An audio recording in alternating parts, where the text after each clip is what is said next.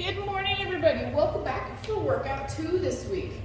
So our first block is going to look just like the first block from workout 2 last week with respect to formula, but the exercises are going to change a little bit. First exercise is that walkout to a rock star plank with crunch. So this one we did last week. It's the toe touch, walk out. We're going to take our push up.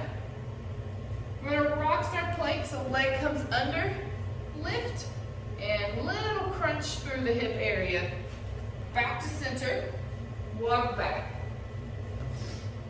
Next repetition, you will switch sides on the rock star. Next exercise, alternating curtsy lunge with our reach. So on this one, we're going to take one side curtsy lunge. When you get there, I'm going to reach with my hand toward the foot that's on my side. So right foot or right hand, foot on my side. I'm going to reach down with one hand, up and over with the other hand. So when I switch, I'm stepping to the left. Left arm reaches down, right arm up and over. By doing this, we're doing two things. We are pushing our hip into a little bit more of a stretch than it was getting with just the curtsy lunge. So we're getting a little bit more pull through the hip and also a nice pull through the rest of the arm, rest of the body on that one. Next, we're going to take a single leg squat. So we've done quite a few single leg deadlifts lately. We're going to take it with a squat.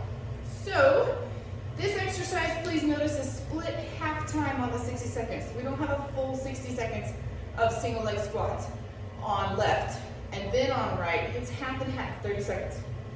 So on my single leg squat, just like our deadlift, we start with a little bit of a bend in that bottom leg. I'm going to bring my other leg into the side. Abs are nice and tight, shoulders are back. Remember, I'm going to switch legs so you can see my leg better. Remember that when you squat, it is still a little bit of a hip hinge. So my hips go back and then my knee bends. If you don't hinge at the hips, this is the motion that happens.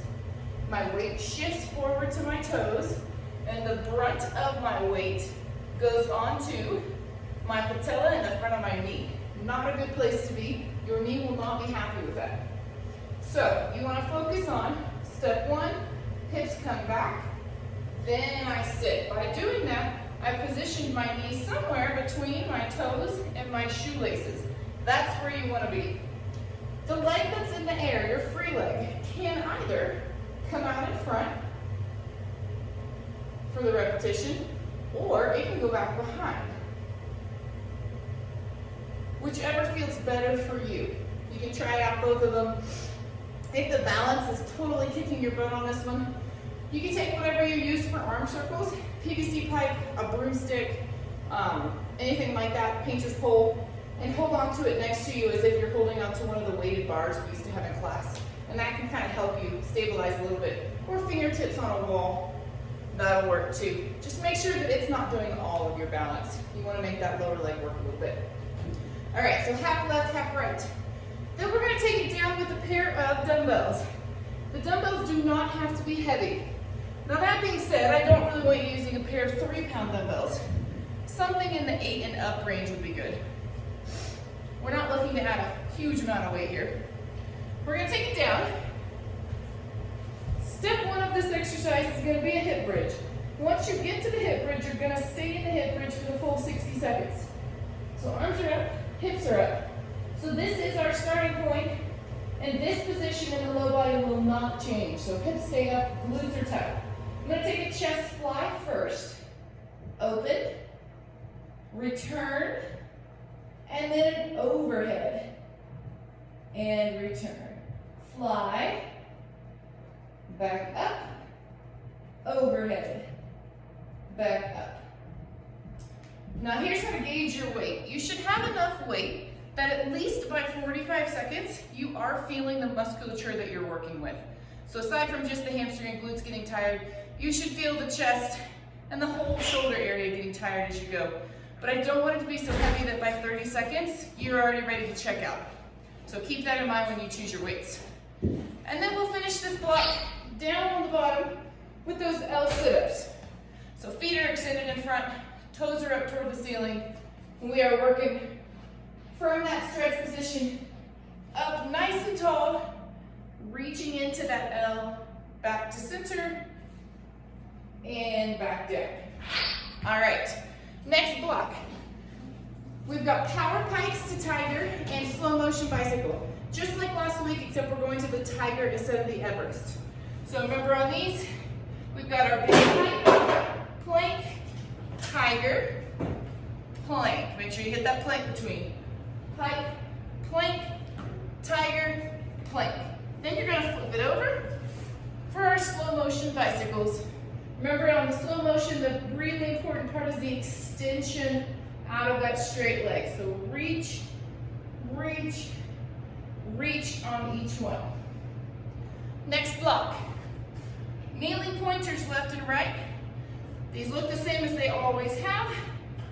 Starting in that stretched out position, opposite arm and leg, we are coming into center and reach. In and reach. Remember, for that extra challenge, you can lift up the toes on that back foot and take it from right there. Trying not to touch the back toes, up to you. So we're gonna hit one side, then the other, and then our swimmers. So face down, arms extended, the alternating lift, lower, lift, lower. Really try to keep your hip bones and your chest in contact the entire time. If you have to lean too far to lift the side up because you're tight, like in the shoulder, then that whole chest area is gonna come off the ground. We wanna try to keep the middle of the body, the torso, in contact the whole time. All right, last three. Our last block is all stability ball. Stability ball. We're starting with our ab rollout. So we got those arms up on top, forearms, feet back behind with a little bit of width between the feet for extra stability. And remember these guys, we are rolling out an inch or two, back in, back out, back in, nice and strong and tight. Then we're gonna flip over and take 30 seconds of the hip bridge, not roll out, just the bridge. So just our lift and lower, tap the ground, lift and lower. Then we're gonna finish it up with our line wipers, ball between the feet, arms out. Nice big reach as far as you can. Squeeze back to the top. Remember, when you squeeze back to the top, you are pulling with the obliques as well as the inner thighs. So keep everything nice and tight. All right, guys. Hope you have a fantastic workout, and I will see you for workout 3 in a couple days.